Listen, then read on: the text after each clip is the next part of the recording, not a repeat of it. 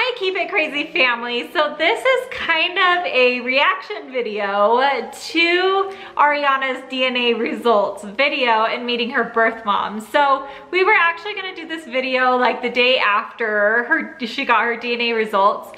However, we just didn't know, like we wanted a few days, or actually I guess it's been a week now, to kind of process the feelings behind it. And her and I have been able to have like some really good deep conversations about it. And so now we're finally have all of our thoughts and everything together. We're ready to share them with all of you. We're gonna be talking about feelings, fears, and fantasies when meeting birth mom or birth parents in general. Let's forget the things we can't change, the tears and the shame. We've so much to gain if our hearts beat for the here and the now. We'll make it somehow. What do you say? Look up to the sky and see the light. Feel the air in your lungs, it'll be alright. Every breath that you take means you're in the fight. Let it take you higher. How do you feel about the whole situation? Like, was it good to see her? Did she still look the same? Did it bring up old like memories or like bad memories, or? I don't really know how I'm feeling about the situation. I feel like it's gonna take me a couple years to really put it all, to bring it all together and say how I'm feeling. But I'm still hurt and angry at her for the whole situation. But I feel like talking to her just really had me thinking that I need to ask more questions. But I don't know. Like, I'm very, not indecisive, what's the word I'm looking for? Like having a hard time putting everything together and all of your feelings together. Yeah. So talking to her and just really thinking about it brought up some really bad memories. And to be honest, I am scared to give her another chance, because when something that bad happens to somebody, I feel like it's really hard for that person to let the person who hurt them in again, because they could just, I'm having a lot of doubts that in the future she could mess up again and hurt me again, and I just don't want to go through that. So as of at this point, I don't really want to have a relationship with her, but that could change in the future. But as of right now, I'm scared, and that's just how I'm feeling, and I hope that can change. But at the same time, I need to do what's best for me, and I feel like that's good for the situation right now. So that makes sense, because I feel like it's hard when you get really hurt to put yourself in a vulnerable position again. And I feel like there's a lot of things that still need to be worked out and still need for everyone to feel comfortable. Every kid feels differently, and every situation was so different. And in foster care, there is a lot of like traumatic things or major things that happened in order for DCS to step in, so. And at the same time, I am really proud of my mom and how far she's came, like since I've last seen her. But I'm just really scared, and I don't want to hurt her feelings, and I don't want her to feel like I don't want to give her a chance, but I'm just scared for the whole situation. That makes sense. I think that it's hard because there's so many different feelings involved and so many different people involved in the situation that are trying to come together and feel comfortable with the situation. And I think that I don't want her feelings to feel hurt, but then I don't want you to do something that you don't feel comfortable with. So it's kind of this balance that maybe in the future will change, but if that's how you're feeling, then yeah. And I don't want her to feel like that she has to be mad at you guys. Yeah, we have nothing to do with how she's feeling or the things that she went through. I'm sure she's been through things that she hasn't even shared, or at least feelings that we have taken a long time to be able to process and come out. And I can see talking to her and meeting her, like I could see the hurt on your face, and I can see that there's a lot of pain there. And so that's hard.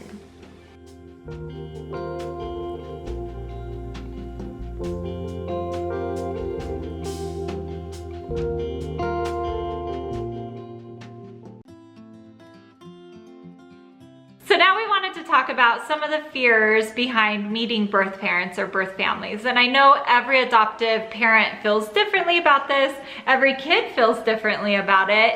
And it really just depends on your situation or how the kid feels about a situation on those fears and how to resolve them. So one of the fears, or let me list a few fears first to start off with that. So I know some of the fears that adoptive parents have are, is the child gonna wanna go back and live with them? Or they get fear, or they have fear behind, is it gonna put them in a dangerous or bad situation? Could they get kidnapped? What are some of the other fears? Would they want to, like, one of the fears I feel like you guys would feel is like, would they want to spend more time with them and not you guys as much anymore? That could be a fear, for sure. I guess one of the other fears that I at least have or had is, it's kind of two ways. If they're in a really good place, what does that look like, and what does that relationship look like? Kind of like Ariana was saying, are they gonna wanna spend more time with them than me? And it's kind of that fear right there. But then kind of on the other end of it, if they're in a bad place, I know a lot in our family we teach to help others and to be there for others in service, and it's really important in our family. So I have a fear, like if they're not in a good place, that the child would want to step in and help them with, you know, it could be money wise, it could be trying to get them to go to rehab or different things with that. So I know that was some of my fears with it. So how did we put some of those fears to rest? In our family, I think the number one thing is that these kids are 100% mine. Like, I feel like I gave birth to you. Like, I really do. I know that's so weird, but it's not weird to me at all. I feel that these kids are 100% mine, and I mean, my name's on the birth certificate, my husband, and they're our kids by all legal purposes and emotional purposes. I feel that way. So I feel like if they can have a healthy, good relationship with birth families, the more people that love them, the better for that. And I feel like it's not a competition. Like, I know sometimes, and particular, my mother-in-law, she's amazing. But when Hallie was a newborn baby, she wanted to be around her 24/7. It was her first grandchild.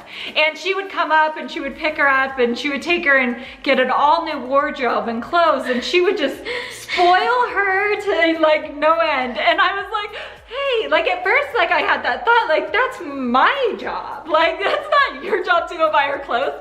But then as time went on and a few months later, like the more I looked at it, I was like, how lucky is Hallie to have a grandparent in her life that is so involved and that just loves her no matter what.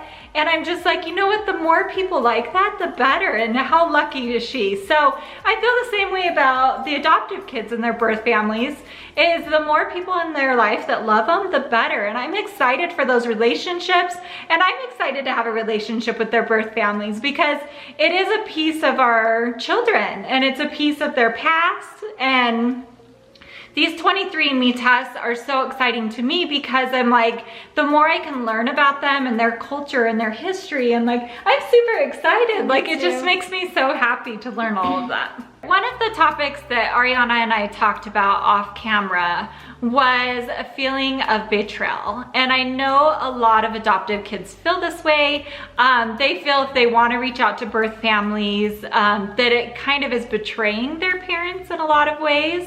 But Ariana in particular, actually I'll let you tell, like how did you feel? She said one particular thing, so. Well, when we were on the video call with her, I call my mom now mom, but my biological mom, I called her mom too, but like, and I felt like if I like said that, well I did say it, but I felt like kind of bad saying it because I felt like they would get sad or like, oh well, I don't know, but yeah. I for sure understand like why you felt that way.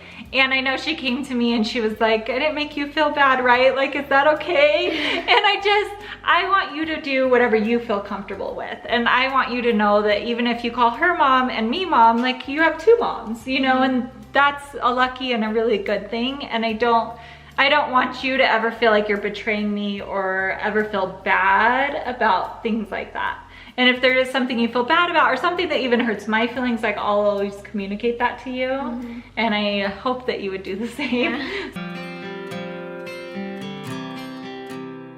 Okay, so the next thing we're gonna be talking about is fantasies. I haven't had this, but I know a lot of other adopted kids have had fantasies about their biological parents before, So I have had a few foster kids and even some of our adoptive kids make up fantasies or things in their mind about their birth families that aren't necessarily true.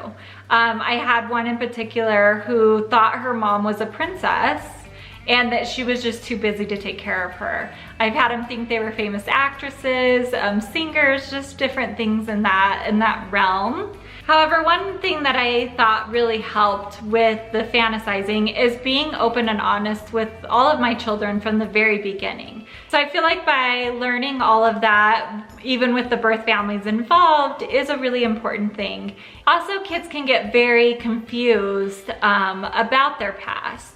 So I think by repeating stories, even telling their adoption stories and things over and over and over, it kind of reinforces the facts and the truth behind everything and helps minimize those fantasies. Thank you so much to everybody who watched her DNA results, and hopefully we explained some of the feelings and fears behind the birth families and everything. So don't forget to subscribe, and we'll talk to you guys soon. Bye. Like home. All my family and all my friends, well, they just give